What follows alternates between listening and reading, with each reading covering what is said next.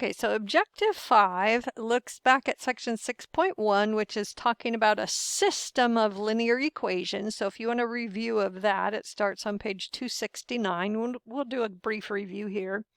So a system of equations is more than one equation linked by common variables. So sometimes you'll see an open bracket to indicate that the equations are linked, and it means that the x in both equations represents the same thing, and the y in both equations represents the same thing. So this is a system of equations, and if you're asked to find a solution to a system of equations, it means you're trying to find a point that makes both equations true. So let's go back and look at these two equations. I'm going to write them again down here nearer to our picture.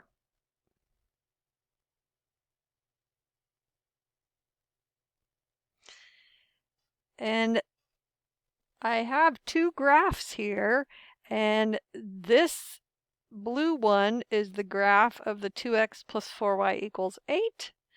And the red one is the graph of the 5x minus 3y equals 7. Well, what you're trying to find when you solve a system of equations is the point of intersection of the two lines. So one method is the graphing method, where you graph both lines and look for the point of intersection. So we can see that the point of intersection is 2, 1. So notice that that means this point makes both equations true. So let's check that.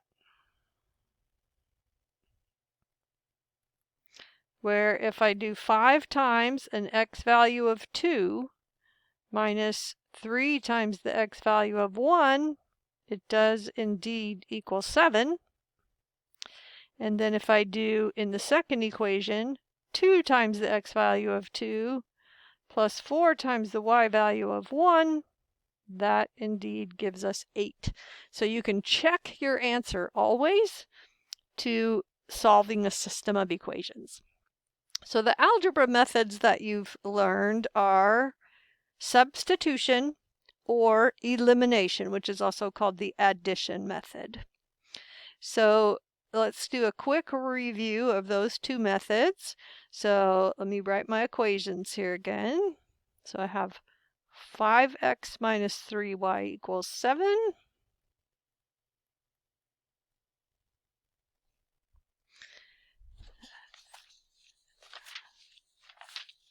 And 2x plus 4y equals 8. So the substitution method says solve one of the equations for one of the variables. So I would try and figure out which one is the easiest to solve for something. So as I look at this, it looks to me like it would be easiest to solve this second equation for x, but you can solve either equation for either variable, and this method will work. So I'm going to solve for x by getting x by itself on one side. So I'll have 2x equals 8 minus 4y. And then I'm going to divide both sides by 2.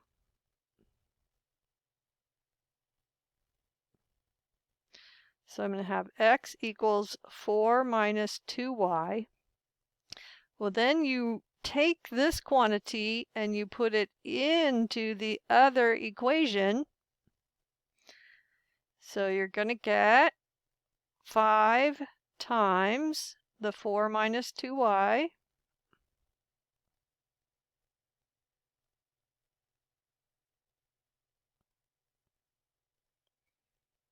minus 3y equals 7. Well, now notice that that gives you an equation with only one letter in it. So now we're just solving a linear equation in one variable, and that's way back at the beginning of algebra. So I'm going to bet you can do this. So you're going to distribute your 5 and get 20 minus 10y minus 3y equals 7.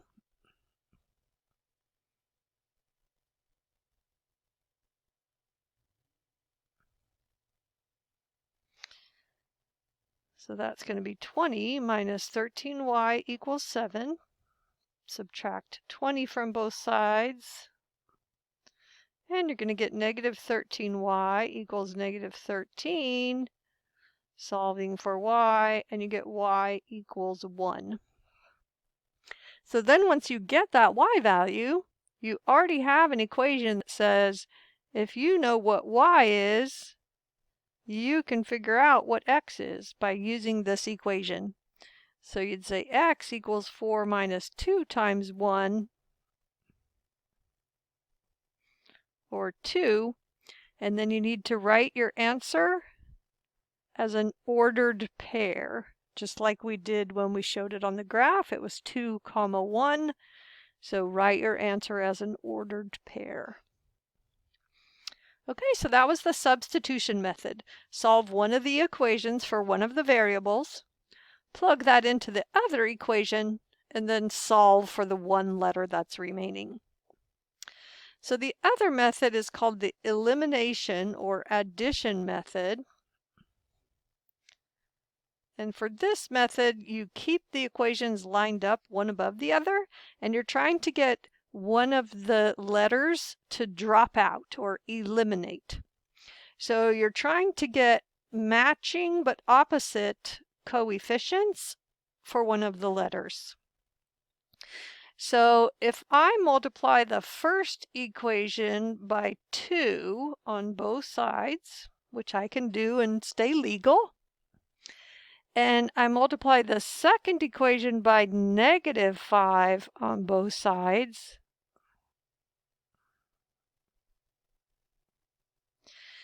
do you see that now I'm going to get opposite coefficients for x, and so they're going to eliminate.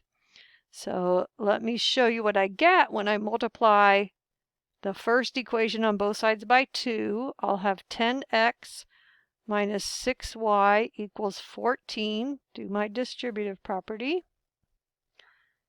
And then I'll have negative 10x minus 20y equals negative 40. So when I add these, so this is why it's also called the addition method, because you do add the equations together, but you're trying to get something to eliminate. So 10x minus 10x is 0. So then you're going to have negative 26y equals negative 26. Divide both sides by negative 26 to get y equals 1, just like we knew it should. And then you can take this y equals 1 and put it in either one of the equations you started with. It won't matter which one. And solve for the x. So let's use the first one and have 5x minus 3 times the y we found was 1. And that has to equal 7. Add 3 to both sides and get 5x equals 10. Divide both sides by 5, and sure enough, we get x equals 2. So there is one and only one solution, no matter which method you use for finding it. So I want to make sure you're clear that finding the solution algebraically to a system of linear equations is the same thing as finding the intersection point of two lines. Now, to do linear programming, we have to graph a system of linear inequalities. So we were doing lines in Objective 5. Now we're going to shift to inequalities, and we're going to put 2 on the same graph. Okay, so let's number them just for clarity. And for number 1, if we do the intercept method, we see when x is 0, y is 4. And when y is 0, x is 4.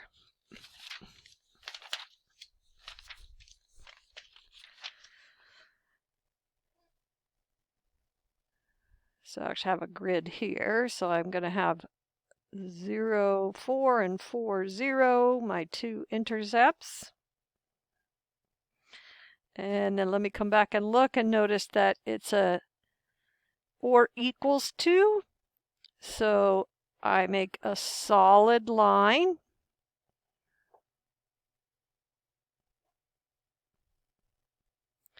So that's line 1.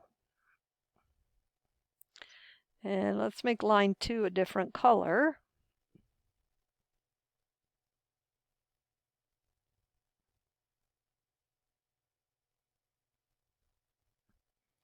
So line 2 is going to be this color, and make our little chart. So on this line, when x is 0, y is -2. And when y is 0, x is 2.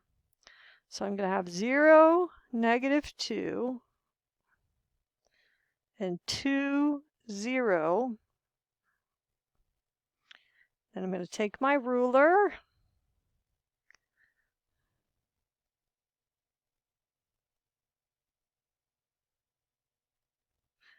and make a straight line. And this is line 2. And the first line, let's see, which way should we shade the first line? We could test 0, 0. And is 0 plus 0 less than or equal to 4? Yes. So shade the side where 0, 0 is.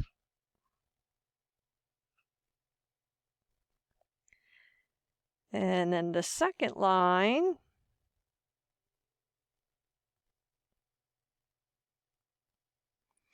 we're going to test 0, 0.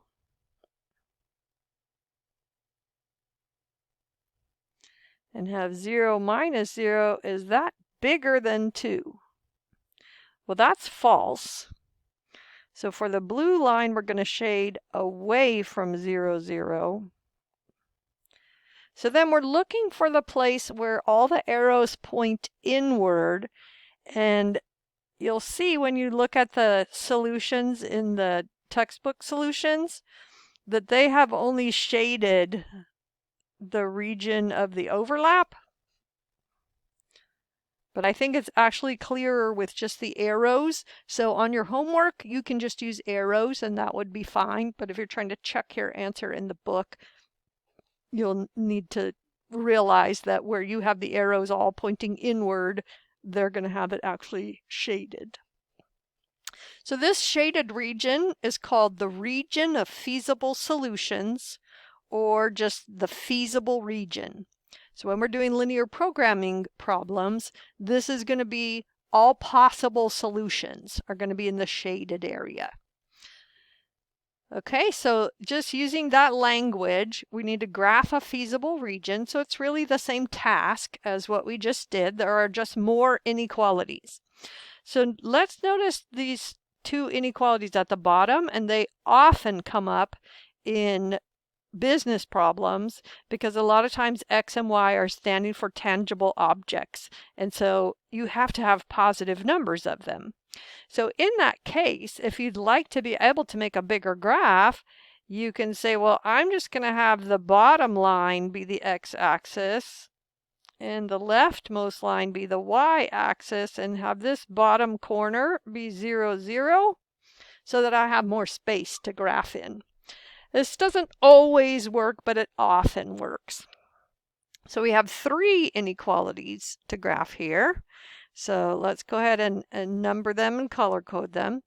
So number 1, I'm going to do my x-intercept and y-intercept method because 2 and 3 divide evenly into 12.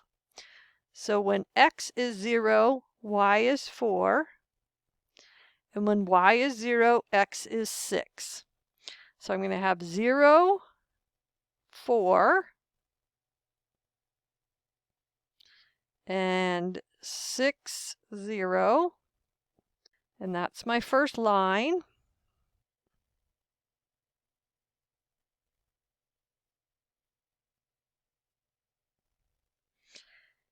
And then I need to test 0, 0 to see which side to shade. So if I do 2 times 0 plus 3 times 0, is that less than or equal to 12? It looks like it is to me. So that means I'm going to shade towards 0, 0.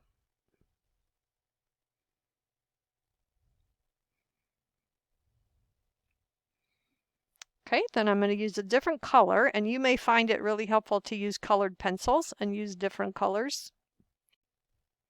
So line 2, I can use the intercept method, and when x is 0, y is -2, and when y is 0, x is -3. So I didn't include that on my graph, so that's going to not be a very useful way of graphing this line. So I can either change course, because I can erase pretty easily on my tablet, and I would probably in real life have started with looking at all the intercepts to see where they fell. So I'm going to do a little course correction here and get 0, 4 and 6, 0. And go ahead and draw that line. And I'm going to label that line 1. And then line 2, I have 0, -2, and -3, 0. Oh, and this one we did the shading already.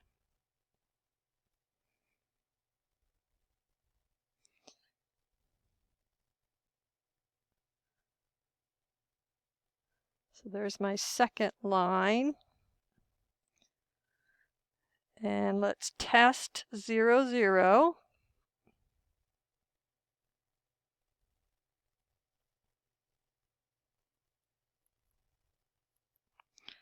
So I have 2 times 0 plus 3 times 0. And I want to know if that's greater than or equal to -6. So I'm pretty sure x0 is bigger than -6. So that's true. So I want to shade towards 0, 0.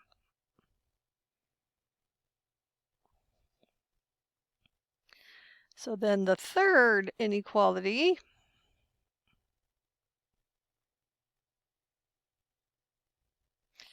isn't going to be easy to do the intercept method since 3 doesn't divide evenly into 4. So I'm going to solve this one for y and use the slope-intercept method and have y is less than or equal to -3x plus 4. So my y-intercept is 4. Then my slope is -3, down 3 over 1. Down 3 over 1.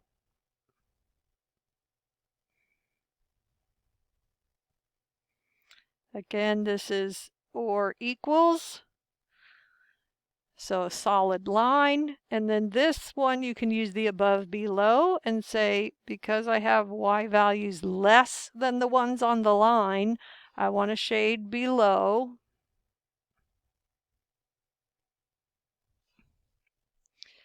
And then the last two inequalities mean I only want to see what's going on in the first quadrant.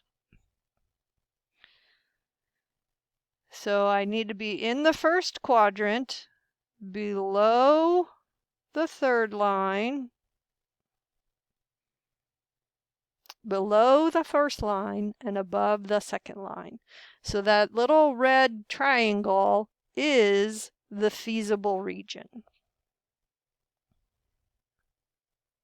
Okay, so practice as many of those as you need. There's quite a few problems in the book, and you can do more than are assigned if that will be helpful. So this is an example of a word problem, and unfortunately, when I retyped it, it's missing some pieces of information. So actually, let me cross this out, and we'll do it in the next video, and you will be able to do your homework without doing this example together. I'll do another better one. So that's it for section 7.1.